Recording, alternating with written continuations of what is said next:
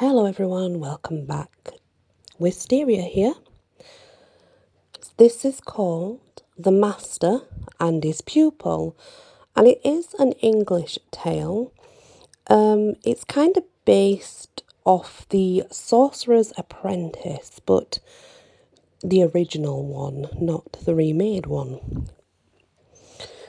There was once a very learned man in the North Country who knew all the languages under the sun, and who was acquainted with all the mysteries of creation.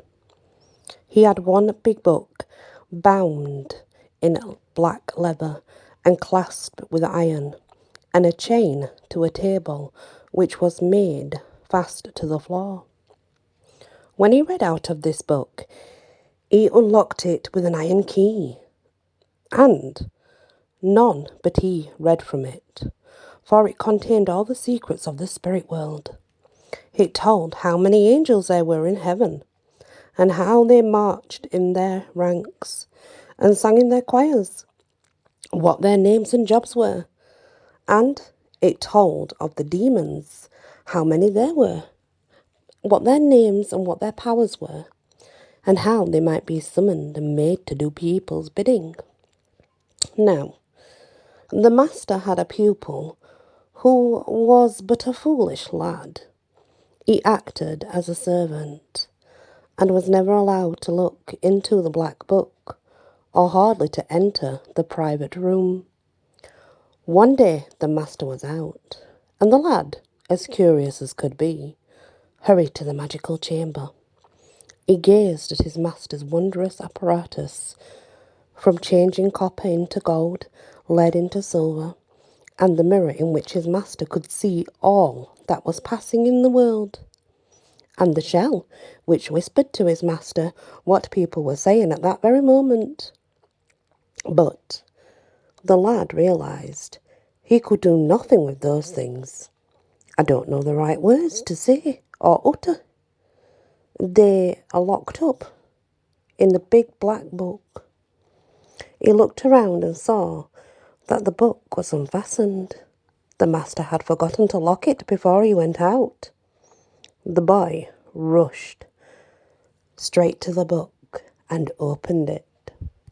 It was written with red and black ink, and much of it he could not understand. But he put his finger on a line and spelled it through. At once the room darkened, and the house trembled. A clap of thunder rolled through the passage and through all the old rooms, and there stood before him a horrible, horrible form, breathing fire, and with eyes like burning lamps. It was the demon, Beelzebub, whom he had called up to serve him. "Set me a task," said Beelzebub, with a voice like the roaring of iron furnaces. The boy only trembled, and his hair stood up. "Set me a task, or I shall strangle thee." But the lad could not speak. Then the evil spirit stepped towards him, and putting forth his hands, touched his throat. The fingers burned the flesh. "Set me a task." "Water the flower, over there," cried the boy in despair, pointing to a geranium which stood in the pot on the floor. Instantly the spirit left the room, but in another instant he returned, with a barrel on his back, and poured its contents over the flower. And again he went and came, and poured more and more water, till it was ankle deep on the floor of the room. "Enough, enough," gasped the lad. But the demon heeded him not. The lad didn't know the words by which to send him away, and still he fetched water. It rose to the boy's knees, and still more water was poured. It mounted to his waist. Beelzebub still kept bringing barrels full, It rose to his armpits, and he scrambled to the tabletop.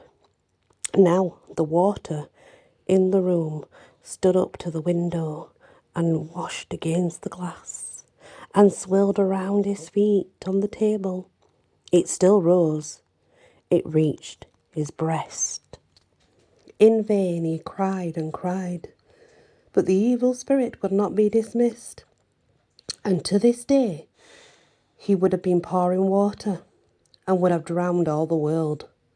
But the master remembered on his journey that he had not locked his book. Therefore he returned.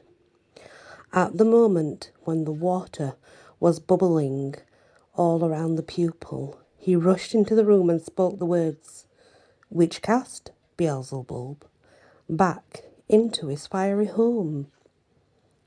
Unfortunately, the student drowned and died, but he did indeed mess with something that he shouldn't have, and at least the world was saved. The end. Thank you for listening to this short fairy tale. Please hit the like, share if you can, and if you've not yet subscribed, please consider doing so. Many blessings.